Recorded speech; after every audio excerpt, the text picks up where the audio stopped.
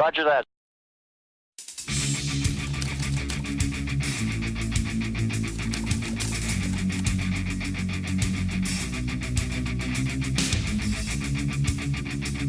Maintain your altitude of 15,000 feet. 2 miles northeast. Turn left at 90.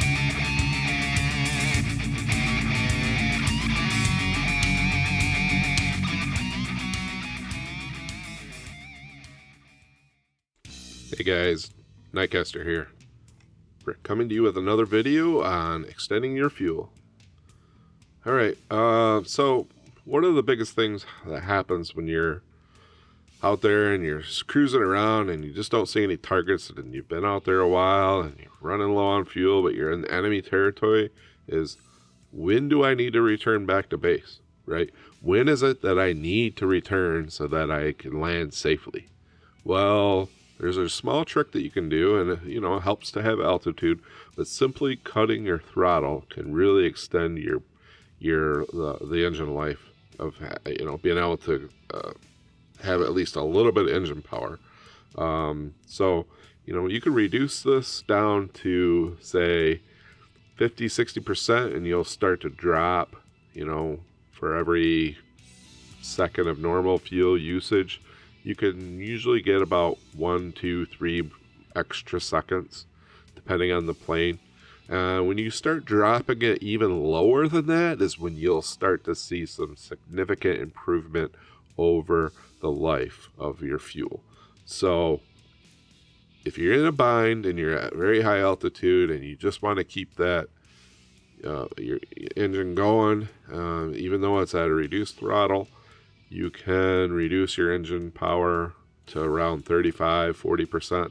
And sometimes you can get 10-20 more seconds per second of fuel that you would normally get. Now, the Spitfire is kind of an edge case because it uses a lot of fuel when you're wepping. It uses a lot of fuel at 100%, but it uses very little when you get it down to this right here. So keep that in mind when you're running. Look at that. This thing is just not even moving. We're at 2 minutes and 29 seconds of fuel left, right? I'm gonna speed this up right here. I probably shouldn't speed it up because then I'll kind of give you a bad idea of what's going on. So never mind. I'm not gonna speed this up. But look at how long I'm able to extend this fuel.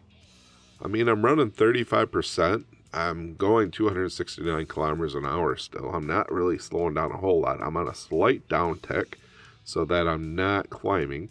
That's just to help maintain that speed. You might want to throttle your propeller a little bit, feather I should say.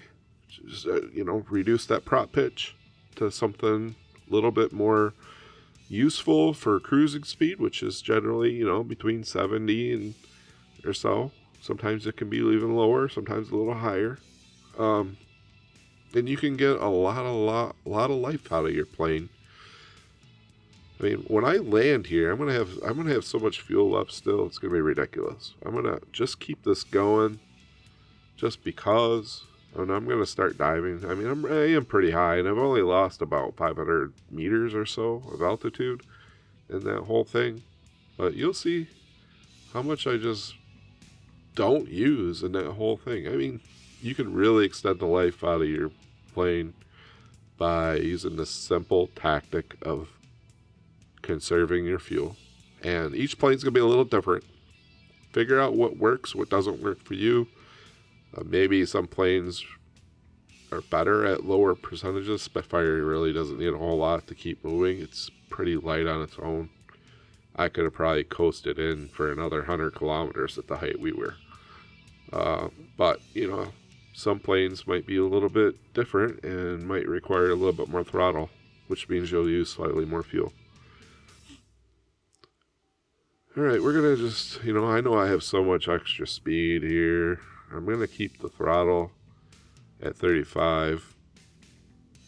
And just to show you how long this is. I mean, it's been over a minute and we're still at 222. What did we start at? 229 when I started noting it? Only 7 seconds of fuel. It's just crazy.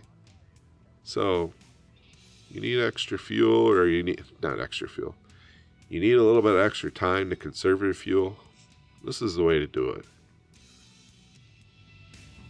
The bad news is if you're at low altitude and you try to do this, it's not a good idea because you're going to slow down way too much. And yeah, your IAS may be slow up high, but in reality, you're going actually a lot faster in true airspeed the higher you are. So keep that in mind too. 221.